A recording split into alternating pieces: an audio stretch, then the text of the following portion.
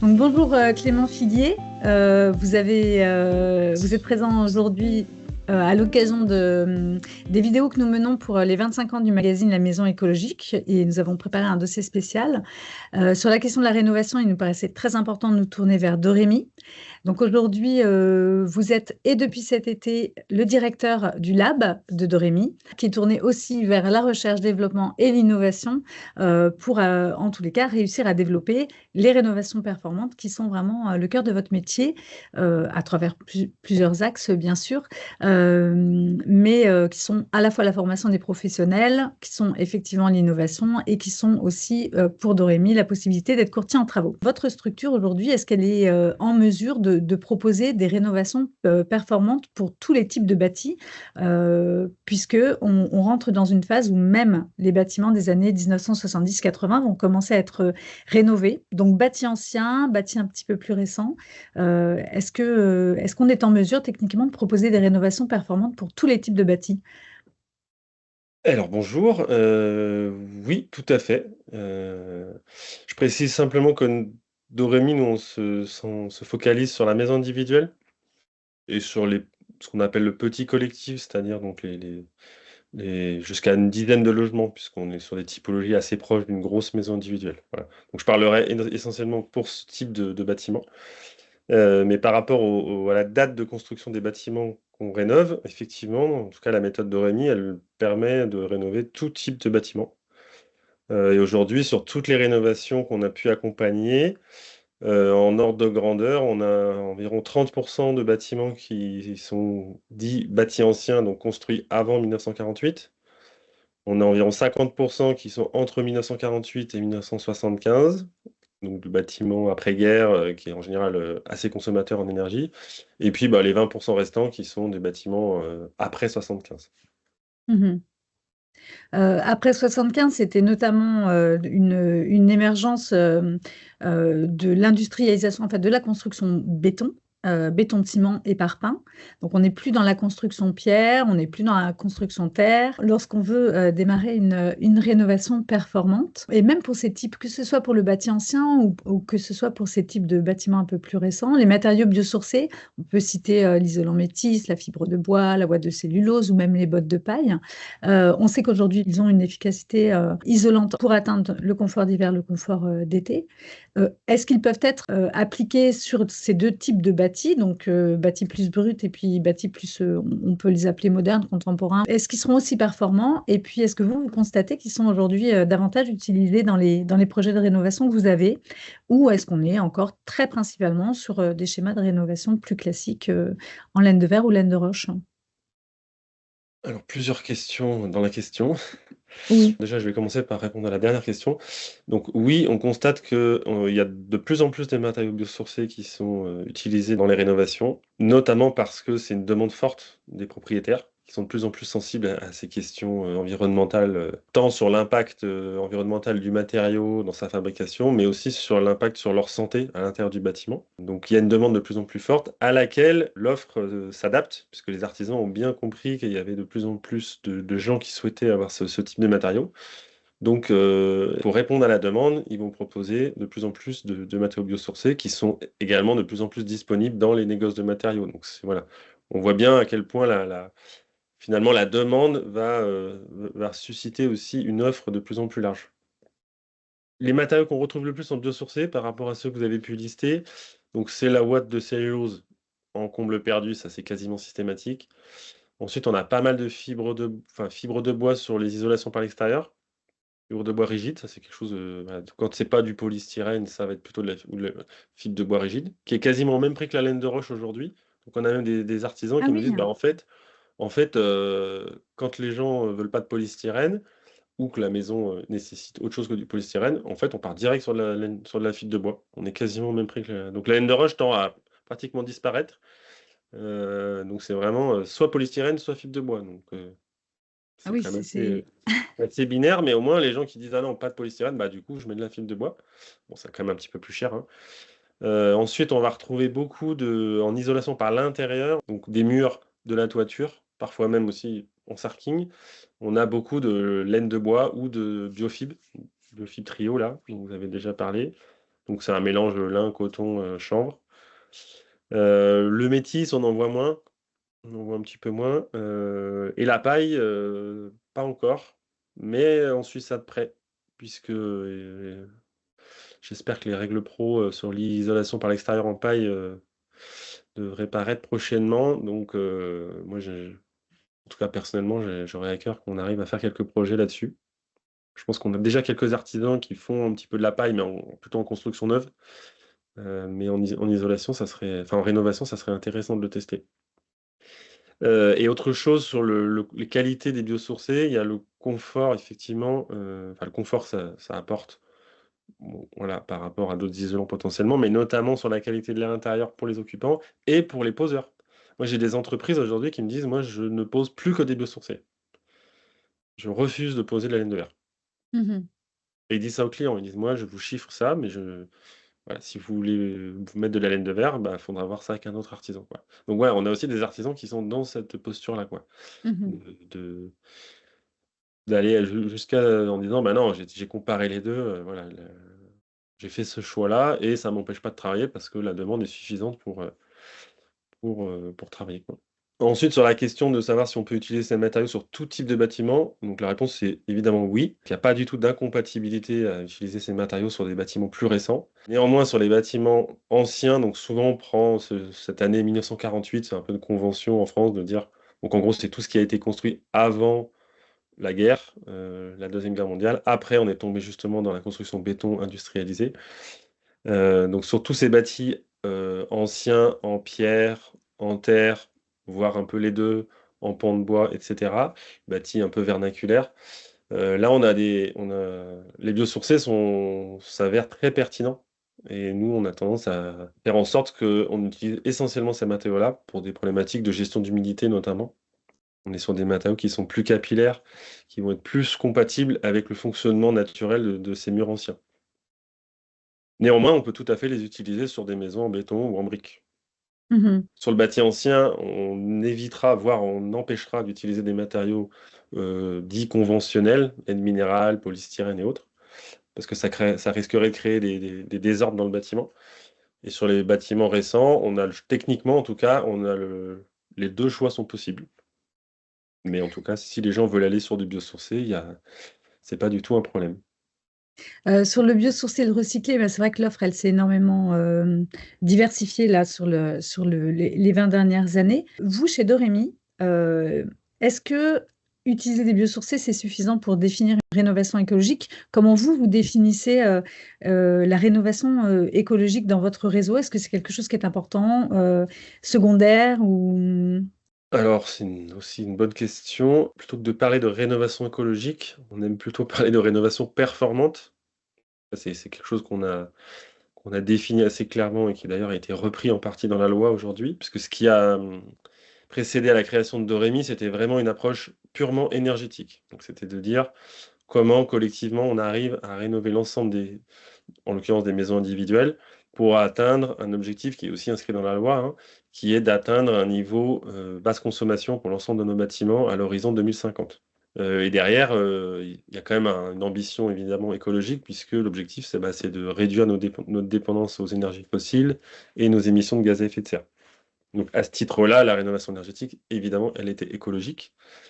Donc cette rénovation performante, il y a plusieurs, aspects dedans. Donc il y a évidemment l'aspect énergétique. Donc pour donner un chiffre, qui parlera peut-être pas à tout le monde, mais on parle de 80 kWh par an, par mètre carré, pour le chauffage et l'eau chaude. Voilà, ça c'est des valeurs qui sont partagées, avec tous les acteurs de la filière. Si on parle que du chauffage, on est plutôt à 50 kWh. Donc ça implique de traiter l'ensemble des postes de travaux sur une maison, hein. On identifie 6 postes, 4 postes de l'enveloppe, que sont l'isolation des murs, du plancher, de la toiture et les menuiseries. Et on ajoute à ça le traitement de la ventilation et du chauffage. Et ensuite, la définition, elle n'est pas que énergétique, puisque par rénovation performante, on inclut également le côté, le fait que la rénovation doit être saine pour les habitants, pour les occupants, donc on ne doit pas créer de pathologie, évidemment, et avoir une bonne qualité d'air intérieur dans le logement. Et également, ça peut sembler évident, mais c'est souvent oublié, que cette rénovation ne crée pas de désordre sur le bâtiment. donc notamment sur le bâti ancien qui est un peu plus fragile. Donc on s'assure à ce que les travaux soient pérennes dans le temps et que l'efficacité énergétique dure également. Et qu'elle soit confortable, vous en avez parlé, en hiver, puisqu'on s'intéresse surtout au chauffage, mais également en été. Aujourd'hui, il y a de plus en plus de problématiques de confort d'été. On en parle tous les étés avec les épisodes caniculaires. Donc aujourd'hui, c'est un vrai sujet, le confort d'été. Donc nous, on l'intègre aussi dans notre démarche de dire, en isolant, on va se protéger de la chaleur, et c'est pas suffisant. Il va falloir aussi intégrer des systèmes de ventilation peut-être plus performantes, des occultations solaires, évidemment, et ensuite choisir peut-être les matériaux isolants et les techniques d'isolation en tenant compte de ces problématiques de forte chaleur l'été. Donc voilà, cette définition performante, c'est une performance énergétique, un bâti qui est sain pour ses occupants et pour sa structure, et un confort en été comme en hiver. Et puis sur l'aspect écologique de la rénovation, je ne suis pas trop rentré dans le détail, mais il y avait aussi le volet chauffage, enfin, en fait sur l'énergie du chauffage. Aujourd'hui, donc, on génère des économies d'énergie en rénovant, évidemment. Et en plus, on tend à décarboner les systèmes de chauffage. C'est-à-dire que dans la plupart des rénovations qu'on fait, on va être soit sur du chauffage au bois, soit sur des pompes à chaleur. On est prudent avec les pompes à chaleur RR parce qu'en fait, elles n'apportent pas le même niveau de confort. C'est un recours possible à la climatisation l'été. Donc en fait, on va faire des économies d'énergie sur le chauffage, mais on va se créer des nouveaux besoins énergétiques en été. Bon, néanmoins, on essaie de reconsidérer un petit peu cet aspect-là d'un point de vue pragmatique en se disant que dans certaines typologies de maisons, notamment celles qui étaient chauffées avec des radiateurs électriques, c'est une solution qui peut être pertinente. À condition évidemment d'avoir une enveloppe qui est très bien isolée. Voilà. On ne parle pas de mettre des pompes à chaleur dans des passoires énergétiques, ça c'est hors de question. Mais dans une maison qui est très bien isolée, qui précédemment était chauffée avec des convecteurs électriques, il y a la solution du poêle bois. Mais bon, un seul poêle bois pour toute la maison, des fois c'est pas évident. Donc là, parfois, la pompe à chaleur air peut s'avérer pertinente. Quand on n'a pas de réseau, par contre, dès qu'on a un réseau de chauffage qui est disponible, on va plutôt évidemment préconiser des pompes à chaleur air eau. Et les eau ou les sols eau, oui, là on est sur des budgets quand même un peu plus importants. Donc nous, notre approche, c'est vraiment d'isoler le maximum la maison pour réduire les besoins de chauffage. Donc finalement, il faut quand même réfléchir au montant de l'installation de chauffage quand on a des besoins de chauffage qui deviennent très faibles. Voilà. Est-ce que ça vaut le coup de dépenser 20 000 € dans son installation de chauffage? Bon. Est-ce qu'il ne vaut pas mieux mettre cet argent d'abord dans l'isolation et l'enveloppe de la maison, en choisissant par exemple des matériaux biosourcés ou des choses plus qualitatives, et puis derrière de se dire, on a une installation de chauffage qui est relativement simple et basique, parce qu'en fait, on en a beaucoup moins besoin qu'avant, quoi. C'est vraiment normalement la dernière chose qu'on doit considérer, le chauffage, quoi, dans la Oui. démarche. Doremi accompagne aussi des professionnels sur le volet formation pour aller vers des rénovations performantes. Comment il est possible de faciliter la recherche de pros qui sont formés sur son territoire, qui sont formés à la rénovation, alors j'ai envie de dire performante et écologique, c'est-à-dire à la fois qu'ils puissent avoir une vision qui, lorsqu'elle arrive à cette conscience qu'une rénovation performante, si elle doit être globale, ça ne s'improvise pas. Si d'un côté on a des exigences ou des attentes par rapport à l'utilisation de tel ou tel matériau, il faut aussi que le pro se sente à l'aise pour les utiliser de la bonne façon, avec les bonnes techniques. Comment évoluent les compétences des professionnels, vous, dans votre réseau? Est-ce qu'il y a beaucoup de demandes de pros qui reviennent vers vous? Est-ce que vous en formez beaucoup? Oui, alors effectivement, c'est vraiment une de nos activités de former les professionnels et de contribuer à la structuration de l'écosystème de la rénovation. Donc nous, on s'adresse aux artisans, plutôt des petites entreprises du bâtiment, puisque c'est plutôt celles-ci qui interviennent sur la maison individuelle. Donc c'est vraiment notre cible.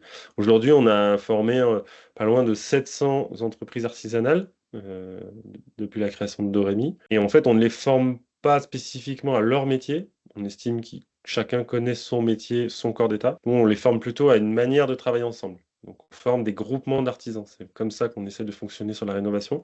Donc aujourd'hui, on a 180, 200 groupements environ qui ont été formés et qui sont actifs dans notre réseau. Et qui Donc, sont c'est-à-dire, situés où sur le territoire français? Est-ce qu'on peut les trouver partout en France ou il y a alors, des régions pour un peu ces plus dynamiques artisans-là ou... voilà, qui font partie de notre réseau. Donc effectivement, on les forme, ensuite ils intègrent notre réseau et comme on l'évoquait rapidement en introduction, nous on a une offre de courtage pour les particuliers, c'est-à-dire qu'on met en relation les particuliers avec ces artisans formés. Il faut que les particuliers s'adressent à Doremi pour avoir accès aux artisans Doremi. Néanmoins, ces artisans n'ont pas d'exclusivité avec Doremi, ils peuvent aussi travailler à la rénovation énergétique dans des projets qui ne sont pas forcément dans le cadre de Doremi, hein. Donc, ouais, il y a un effet levier aussi qu'on cherche à avoir, de dire, bah, il y a des choses qui se font vraiment dans l'accompagnement de Doremi, mais finalement, on diffuse voilà, cette compétence dans le monde de l'artisanat. Euh, donc, juste pour finir sur cette logique de groupement, donc, nous, notre méthode, c'est de dire, voilà, on essaie de faire venir les artisans concernés par les travaux tous ensemble. Ils viennent tous ensemble le même jour, donc ça prend un peu de temps, c'est une réunion, un peu longue, mais on essaie de définir, voilà, de les apprendre à travailler en collectif, et de définir du coup ensemble le projet de rénovation qui convient à la maison et qui convient aux occupants. Et c'est vraiment important pour la performance, pour la gestion des interfaces entre les lots, pour le bon traitement des ponts thermiques, pour justement éviter de créer des problématiques sur le bâtiment par la suite, que tous ces artisans, voilà, ils se coordonnent, ils se mettent d'accord sur qui fait quoi et comment sont gérées les interfaces entre chaque lot. C'est vraiment au cœur de la démarche et c'est vraiment ça qui garantit cette performance que j'ai définie avant. Donc aujourd'hui, on couvre à peu près un tiers du territoire national. Donc on a une agence à Lyon, une à Blois, une à Rennes, une à Paris, également une à Bordeaux. Donc voilà, on couvre un peu ces 5 zones-là sur lesquelles donc, on a des artisans et des groupements d'artisans qui sont opérationnels pour répondre à des projets de rénovation. On sait aujourd'hui que la barrière financière, elle est parfois avancée comme un argument qui explique le fait qu'on va retarder ou bien qu'on va réduire l'ampleur d'une rénovation. Et l'actualité, qui ne dépend pas du tout de vous, fait qu'aujourd'hui, on sait qu'autour de l'aide financière principale qui était MaPrimeRénov', il y a beaucoup d'incertitudes qui font que les personnes peuvent se sentir un peu insécurisées à se lancer dans des travaux de rénovation. À Dorémy, est-ce que c'est un sujet sur lequel vous travaillez? Comment vous abordez la question financière? Et est-ce que une partie de votre travail peut aider des familles qui souhaitent entrer dans des démarches de rénovation à y voir plus clair sur comment elles peuvent organiser ça financièrement? Oui, tout à fait. Donc, dès la création de Doremi, on a cherché à accompagner les particuliers sur la conception technique de leur projet, mais évidemment sur le volet financement, parce qu'on sait que ça coûte cher une rénovation énergétique. Nous, on défend la possibilité de rénover en une seule fois, de faire une rénovation complète et performante en une seule fois. Pour nous, c'est la meilleure manière de fonctionner pour atteindre une vraie performance. Néanmoins, effectivement, c'est des coûts qui sont élevés, donc qui dépendent en partie des aides qui sont quand même assez fluctuantes. En tout cas, sur cette étape-là, on vise ce qu'on appelle un équilibre en trésorerie sur ces rénovations complètes, c'est-à-dire que les gens, il y a un coût de travaux, on déduit le montant des aides et le reste à charge, en général, est financé par un prêt. Et l'objectif, c'est qu'en fait, les économies d'énergie réalisées par les travaux permettent de couvrir, grosso modo, le montant du prêt. Donc, on parle d'équilibre en trésorerie parce que finalement, les gens, entre la situation avant travaux et après travaux, ils ont une charge mensuelle qui avant était un coût énergétique et qui demain, vu que le coût énergétique est vraiment très réduit, en général, on divise par au moins 4, voire 4 à 8 la facture énergétique, donc ça fait quand même des économies substantielles. Ça permet de couvrir le remboursement du prêt. Mais comme vous le disiez, voilà, donc jusqu'à maintenant, là, jusqu'à présent, on avait des aides à la rénovation d'ampleur qui étaient quand même assez intéressantes et qui permettaient ces montages-là. Aujourd'hui, avec voilà, les fluctuations, on travaille aussi sur des possibilités de rénover, non pas en une seule fois, mais peut-être en 2 ou 3 étapes, parce que c'est aussi une réalité financière et parfois aussi un choix des propriétaires de dire: «Non, moralement, on n'a pas envie de tout faire en une seule fois, on préfère faire les choses peut-être en 2 étapes, voire en 3 étapes». Donc là, on a aussi produit des outils, dont un qui est une étude qu'on avait faite avec l'ADEME en 2021 sur la rénovation performante par étape. Parce que quand on fait par étape, il faut pas faire les étapes dans n'importe quel ordre. Il faut bien avoir une approche globale du projet de rénovation pour choisir finalement qu'est-ce qu'on va faire en première étape et qu'est-ce qu'on fera en deuxième, voire en troisième étape. Déjà, on limite à 3 étapes maximum et il y a un certain nombre de choses qu'on va essayer de faire dès la première étape. Par exemple, la ventilation, pour ces questions de qualité de l'air intérieur. Heu Et donc là, on est sur une logique de financement effectivement qui est un peu différente, où il y aura des coûts à engager à plusieurs moments. L'objectif, c'est vraiment d'anticiper ce qui va être fait par la suite pour ne pas créer d'impasse technique de travaux et justement bien gérer les interfaces. Quand on fait tout en une seule fois, c'est relativement facile de bien gérer les interfaces. Quand on fait les choses en plusieurs fois, c'est un peu plus délicat. Donc il y a certains lots de travaux qu'il vaut mieux ne pas faire en premier, sinon on se retrouve un peu coincé. Et c'est là aussi, j'imagine, que tout le travail de coordination entre les différents professionnels reste important, même si on est par étapes, ça peut être différé dans le temps, donc les artisans peuvent bouger au gré du temps, mais que les professionnels soient conscients qu'ils arrivent sur une rénovation qui va se faire par étapes. Est-ce que vous conseilleriez à une famille de se lancer seule dans une réno si elle veut la faire par étapes, ou là vraiment non, il faut être accompagné pour la réussir, quoi. Tout à fait, oui, alors à moins que ça soit des personnes vraiment, qui travaillent dans le milieu et qui connaissent très bien le sujet, effectivement, il faut se faire accompagner. Déjà par les espaces France Rénov', qui sont des antennes, neutres, indépendantes, accompagnées en 1er niveau. Et ensuite, effectivement, sélectionner des artisans qui sont quand même sensibles à cette approche-là. Et ensuite des dispositifs d'accompagnement. Donc il y a ce qu'on appelle Mon accompagnateur rénov' qui a été mis en place début 2024. D'ailleurs, Doremi a créé une filiale qui s'appelle Cléo Rénov' qui travaille sur ces sujets-là. On a déjà accompagné près de 400 particuliers sur leur projet de rénovation. Donc justement, l'accompagnement consiste à faire un état des lieux de la maison et ensuite élaborer plusieurs scénarios de rénovation.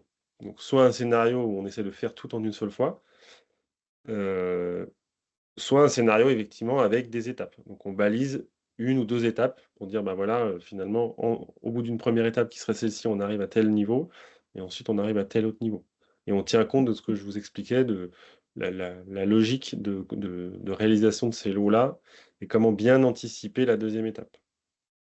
Pouvoir traiter les interfaces de manière, correcte. Oui.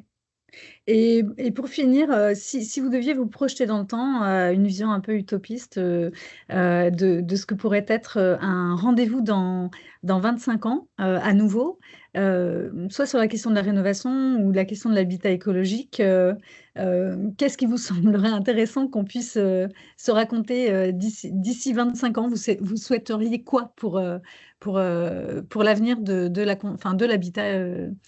l'habitat, sans dire qu'il est forcément écologique, mais qu'est-ce qu'on peut lui souhaiter?